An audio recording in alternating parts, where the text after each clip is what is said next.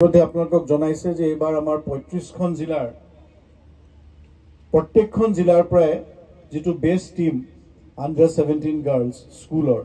তেওঁলোকে ইয়াতে অংশগ্ৰহণ কৰিছে গতিকে হেতু আমাৰ কাৰণে এটা অতি ভাল লগা কথা আৰু ইয়াত আমি জানিব পাৰিছো যে 560 গৰাকী খেলুৱৈ আৰু প্ৰায় 70 গৰাকী টেকনিক্যাল অফিচিয়ালে ইয়াত অংশগ্ৰহণ কৰিছে আমাৰ দুখন খেলপথাৰত এই প্ৰতিযোগিতাসমূহ হৈছে টেপিএছিয়াৰ যিখন আমাৰ এলএনআইপি ফুটবল আমাৰ গ্ৰাউণ্ড তাত হৈছে আৰু লগতে নেহেৰু ষ্টেডিয়ামৰ দুখন ফিল্ডত হৈছে এফালে হৈছে আৰু আমাৰ পিছফালে দুটা জায়গাত হৈছে আৰু ইয়াৰ যেটো